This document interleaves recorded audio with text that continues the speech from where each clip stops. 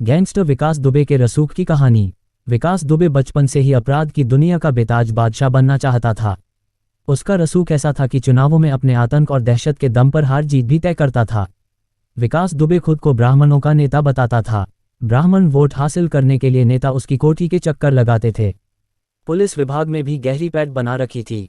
विकास के खौफ से 18 परिवारों ने किया था पलायन। विकास दुबे का गांव में इतना आतंक था कि बिकरू से 18 परिवार मजबूरन पलायन कर गए। उनके मकान पर भी विकास ने अपना कब्जा जमा लिया। विकास दुबे गरीबों की शादी में कुछ मदद कर उनके घरों पर कब्जा करना शुरू कर देता था। दबंगई और असलहे के दम पर वह लोग की जमीन अपने नाम करा लेता। विकास की दहशत इस कदर थी कि अगर कोई पैसा नहीं दे पाता तो वह अपने गुर्गों से लेकर पुलिस तक से उनको परेशान करवाता था। पुलिस के गद्दारों और सरकार के तरफदारों की वजह से अपने काले साम्राज्य का विस्तार बेरोक टोक करता रहा। विकास का रसूख इतना था कि 60 से ज़्यादा केस होने के बाद भी उसका नाम जिला और थाने के टॉप 10 बदमाशों की लिस्ट में नहीं था। इसका खुलासा मार्च 2023 में एसटीएफ की लिस्ट में हुआ था। विकास दुबे 25 साल यूपी के प्रमुख राजनीतिक दलों के साथ रहा। 15 साल बसपा, 5 साल बीजेपी और 5 साल सपा के साथ रहा था। 2001 में पंचायत चुनाव के दौरान उसे बसपा से समर्थन मिला, जबकि उसकी पत्नी को सपा का समर्थन मिला था। बसपा सरकार में ही विकास दुबे ने बिल्हौर, शिवराजपुर, रनिया, चौबेपुर के साथ ही कानपुर नगर में अपना रसूख कायम किया था। इस दौरान विकास ने कई जमीनों पर अवैध कब्जे भी किए। जेल में बंद रहते हुए विकास ने शिवराजपुर से नगर पंचायत चुनाव लड़ा और जीत हासिल की थी।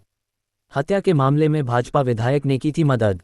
विकास दुबे का 2017 में एक वीडियो सामने आया था, जिसमें विकास ने खुद बताया था कि उसे एक हत्या के मामले से बचाने वाले नेता थे। विकास ने बिल्हौर से बीजेपी विधायक भगवती प्रसाद सागर और बिठूर से बीजेपी विधायक अभिजीत सांगा का नाम भी लिया था। इसके अलावा ब्लॉक प्रमुख राजेश कमल, जिला पंचायत अध्यक्ष गुड्डन कटियार के नाम भी लिए थे। विकास ने कहा कि इन नेताओं से उसके राजनीतिक संबंध हैं। सोशल मीडिया पर एक पुरानी तस्वीर भी सामने आई थी, जिसमें वह उत्तर प्रदेश के एक मंत्री के बगल में खड़ा नजर आया था। विकास दुबे का इतना रुतबा था कि 2002 में जब आत्मसमर्पण करने गया तो उसके साथ बसपा के कई नेता मौजूद थे। विकास दुबे उस वक्त खुलेआम कहा करता था कि मुख्यमंत्री मुझसे कभी नाराज नहीं हो सकती। उस समय सूबे की सीएम मायावती थीं। गांव में वह खुद ही कानून था। विकास दुबे की कानपुर देहात के एक छोटे से गांव में एक अलग ही दुनिया थी। उसके अपराध का साम्राज्य यहीं फला फूला। बिकरू गांव की आबादी 4 से 5 हजार होगी। 1995 के बाद इस गांव में विकास दुबे के आलीशान घर के बाहर मैदान में एक अदालत लगती थी, जिसमें जज विकास दुबे बनता था। इस अदालत की सुनवाई सुबह 6 बजे शुरू होती थी, जहां एक कुर्सी पर खुद बैठता था। बगल में 2 बंदूकधारी और लठ लेकर 1 दर्जन लोग खड़े रहते थे। बिकरू के आसपास के गांवों में विकास दुबे का अच्छा खासा प्रभाव था। गांवों में पंडित जी के नाम से जाना जाता था। लड़कियों की शादी में मदद और छोटे मोटे विवाद भी सुलझाने का काम कर खुद को रॉबिनहुड की तरह पेश करता। विकास खुद प्रधान और जिला पंचायत सदस्य रह चुका है। विकास की पत्नी ऋचा भी जिला पंचायत सदस्य रही। विकास को राजनीतिक संरक्षण मिलने की एक बड़ी वजह यह थी कि उसके पास तगड़ा वोट बैंक था। बिकरू के आसपास के कम से कम 25 गांव ऐसे थे जहां जिसको चाहता प्रधान बना देता।